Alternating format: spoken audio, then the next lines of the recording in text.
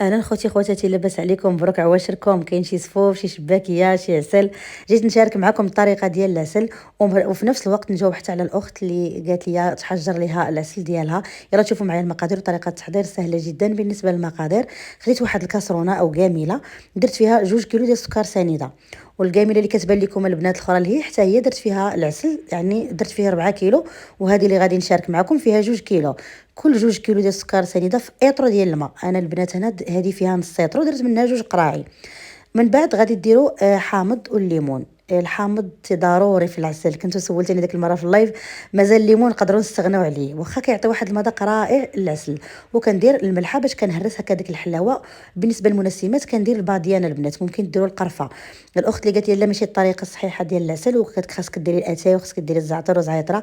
بغيت نقول لك بالنسبه لاختي، بالنسبه للاخوات اللي يلاه بادين العسل، الا داروا اتاي غادي يحمر لهم العسل وغيسحبوه طاب وغيطفوا عليه وغيبقاو اليوم جاري. اوكي، هذا علاش انا بغيت نقول لكم من الاحسن ما ديروش اتاي وما ديروش كثره المنسمات باش يبقى العسل هكا على مذاق ديالو. كنبقى البنات نحركوا في العافيه متوسطه حتى كيذوب لي السكر سنيده، وكيبدا يبان لي داك القاع ديال الكاميله. كنعرفوا السكر راه داب، ودائما العافيه متوسطه. مني نحس بالسكر داب ليا كنقص على ديك، كنقص غير شي شويه على العافيه متوسطه، ما كنديروش على نار مهيله لان سينو غيشد ليا الوقت بزاف.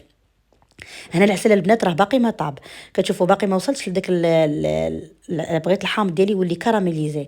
البنات شوفوا ديك الرغوه خاصها تولي قهويه بزاف، عاد نعرف العسل ديالي راه طاب.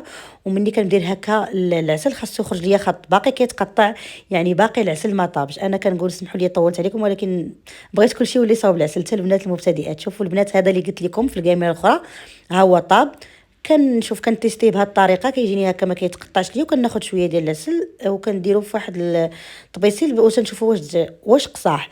هنا البنات قبل ما كنطفي على العسل ديالي وهو باقي سخون كنرمي المسكه الحره. المسكه الحره كتعطي واحد المذاق رائع للعسل وكيزيد يعلك لينا. البنات كاين اللي كيدير الكليكوز، الكليكوز حتى هو كيزيد يعلكو، ولكن صراحه انا كنكتفي بهذه الطريقه. شوفوا العسل هنا البنات يلاه برد ليا غير بجوج سوايع. كيف ما قلت لكم انا غادي نشارك معكم حتى الى العسل تحجر لكم. بالنسبه للاخت اللي قالت العسل تحجر، انا خليت العسل على فوت لي شويه الطياب. ما غاديش نرمي اختي العسيله عافاك، غادي نخليه، غادي نزيد نسخنه وغنخليه حتى يذوب ليا. وغادي نزيد عليه كاس ديال الماء وغيطلع معاه الغليه غنطفي عليه. كنتمنى العسل ديالي يعجبكم وبارطاجيوه.